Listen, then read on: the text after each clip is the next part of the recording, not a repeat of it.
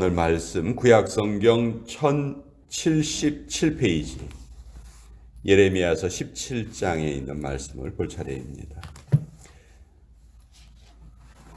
예레미야서 17장 1절과 2절의 말씀, 그리고 9절에서 11절의 말씀, 이렇게 두 부분을 보도록 하겠습니다. 먼저 예레미야서 17장 1절과 2절의 말씀을 보겠습니다. 구약성경 1077페이지에 적혀 있습니다. 자, 예레미야서 17장 1절과 2절 읽겠습니다. 시작. 유다의 죄는 금강석 끝 철필로 기록되되 그들의 마음판과 그들의 제단 뿔에 새겨졌거늘 그들의 자녀가 높은 언덕 위 푸른 나무 곁에 있는 그 제단들과 아세라들을 생각하도다. 9절부터 11절까지의 말씀도 같이 읽겠습니다. 시작. 만물보다 거짓되고 심히 부패한 것은 마음이라. 누가 능히 이를 알려마는.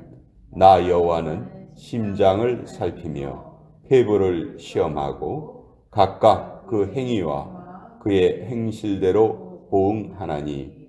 불의로 치부하는 자는 자고새가 낳지 아니한 알을 품음 같아서 그의 중년에 그것이 떠나겠고 마침내 어리석은 자가 되리라. 하나님의 말씀입니다.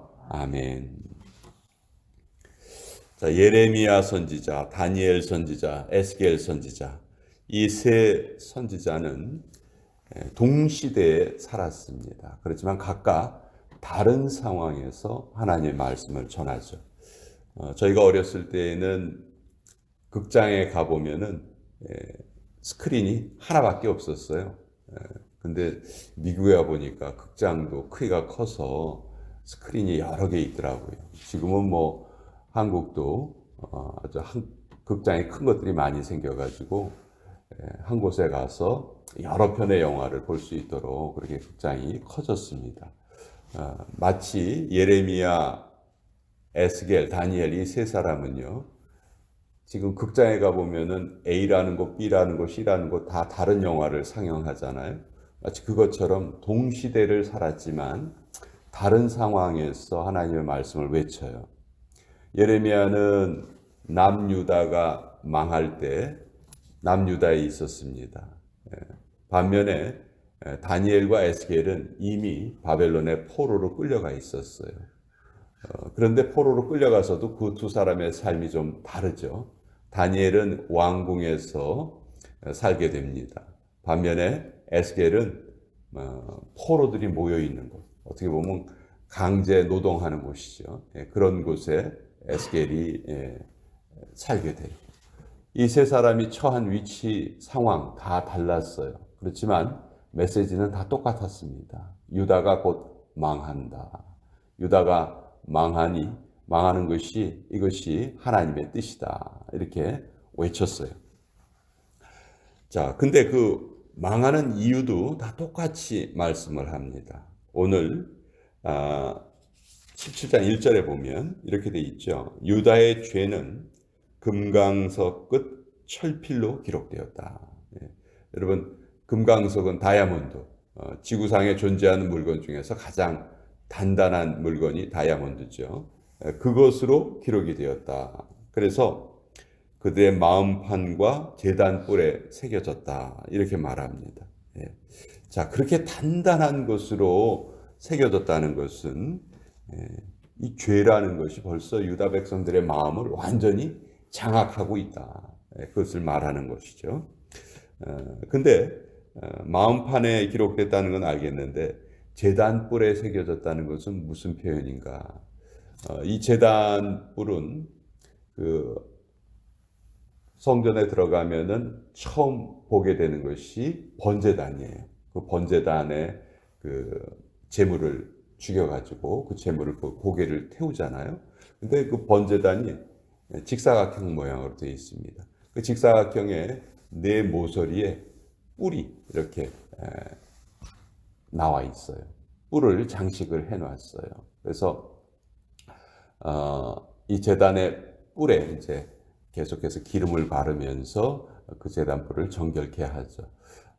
전에 그 솔로몬이 왕이 되기 직전에 아도니아가 자기가 스스로 왕을 선언을 했어요. 그랬더니 다윗이 죽기 전에 솔로몬을 왕으로 세우죠. 그랬더니 아도니아가 자기가 그 왕이 되는 것이 실패했다는 것을 알고 죽음을 당하지 않으려고 어떻게 하냐면 성전으로 달려가서 그 제단 뿔을 잡습니다. 제단 뿔을 잡고 솔로몬에게 나를 살려주시오 이렇게 요청을 하죠.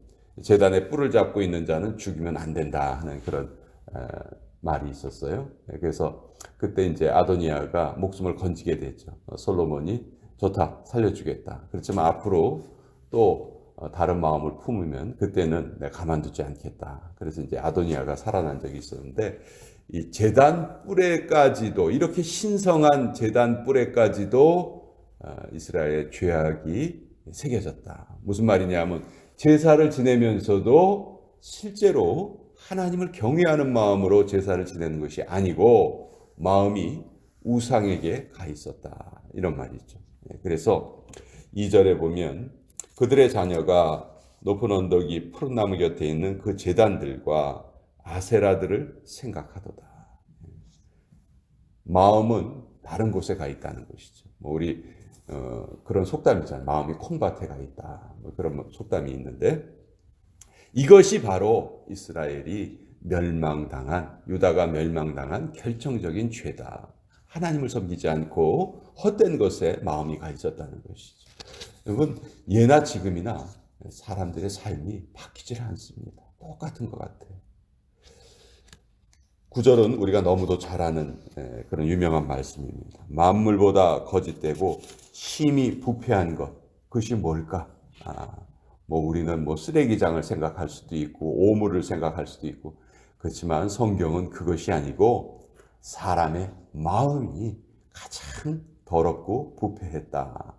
근데 더 놀라운 것은 누가 능히 이를 알리오마는 그렇게 사람의 마음이 부패했는데도 사람들은 그것을 모르고 살아간다. 그것을 인정하려 하지 않는다. 그렇게 말을 하는 것이죠. 영국의 한 언론에서 지구상에서 가장 위험한 동물들을 이렇게 선정을 했는데요. 5위가 뭐냐 하면 놀랍게도 코끼리입니다. 코끼리는 되게 온순해 보이잖아요. 근데 해마다 약 500명 이상의 사람이 코끼리에 바치거나 아니면 코끼리 압사당해서 코끼리 발에 깔려서 죽는다고 해요. 500명이 넘는다고 합니다. 4위는 도깨구리였고요. 3위는 호주 해파리, 가장 독성이 강하다고 해요. 2위가 코브라였습니다. 놀랍게도 인도에서는 해마다 5만 명 정도의 사람이 코브라에 물려서 죽는다고 해요. 엄청난 거죠. 1위가 뭘까요? 가장 위험한 동물 1위. 이 지구상에서 가장 위험한 동물 1위. 영국의 신문사에서 꼽은 것은 모기입니다. 모기. 해마다 200만 명 이상이 모기로 인해서 목숨을 잃습니다.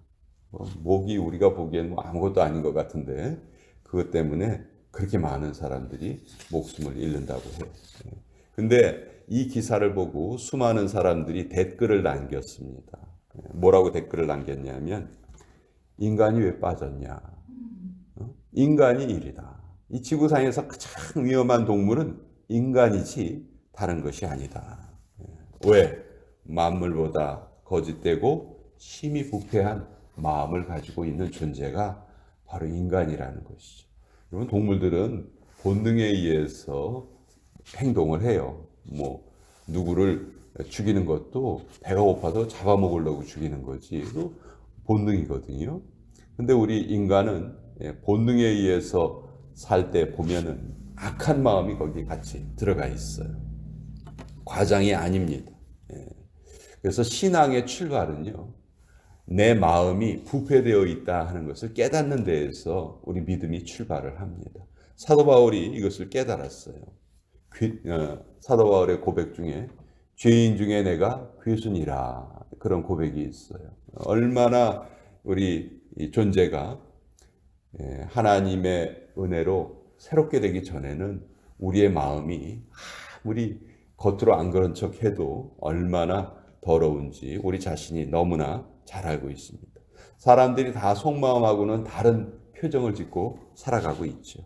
그렇지만 하나님은 어떻게 말씀하십니까? 10절에 보면 너희가 아무리 겉으로 가장을 해도 하나님은 어떠세요?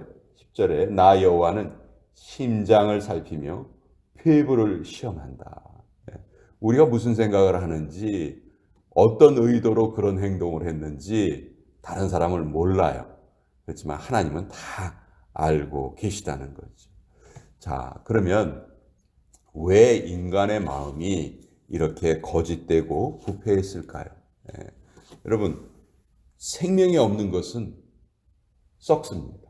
생명이 없는 것은 썩게 돼요. 즉, 우리 마음에 생명이 없기 때문이다. 다른 말로 하면 하나님과의 관계가 단절되었기 때문에 마음이 썩는다는 것이죠. 이것을 알면은 우리가 우리의 마음을 지키는 방법도 알게 되는 거죠. 우리의 마음을 부패되지 않도록 지키는 유일한 방법은 생명의 근원이신 하나님과 연결되어 있는 방법 외에는 없는 거예요. 그렇게 연결되어 있으면 우리의 마음이 부패하지 않습니다. 결국 하나님의 말씀이 방부제다 하는 것을 우리가 깨닫게 돼요. 우리 마음이 부패하지 않으려면 계속해서 하나님의 말씀을 받아야 합니다. 그것으로 우리 마음을 채워야 돼요. 그 말씀이 우리 마음이 부패되지 않도록, 잘못되지 않도록 지켜주는 그런 역할을 해요. 히브리서 4장 12절에 보면 하나님의 말씀은 살아있고 생명력이 있어 좌우의 날선 어떤 검보다 예리하여 혼과 영과 및 관절과 골수를 찔러 쪼갠다. 이런 말씀이 있죠. 하나님의 말씀을 받을 때 우리의 모든 것이 다 드러나게 됩니다. 결국 이스라엘 백성들이 나라가 망한 이유를 하나님은 마음이 부패한 데서 찾았고 하나님의 말씀을 받지 않고 지키지 않으려는 데에서 찾았죠. 그러면요, 당연히 인간의 마음은 우상을 향해서 달려갈 수밖에 없어요. 우리도 마찬가지입니다. 우리가 조금이라도 우리의 믿음에 느슨하게 되거나 우리의 믿음 생활을 제대로 하지 않으면 언제 어느 순간에 우리의 마음이 다른 곳에 달려가 있습니다. 그것이 우리 인간이란 존재가 타락한 이후에 그런 모습을 가지고 있다는 것을 우리가 인정할 수밖에 없는 것이죠. 그래서 예레미야 말씀을 통해서 다시 한번 이 세상에서 가장 중요한 것이 우리의 마음을 지키면서 살아가는 일이다. 그리고 우리의 마음을 지키려면 하나님의 말씀이 끊임없이 우리에게 공급되어야 한다. 말씀으로 우리를 지켜야 한다. 이런 것을 오늘도 같이 한번 나누어 보았습니다. 자,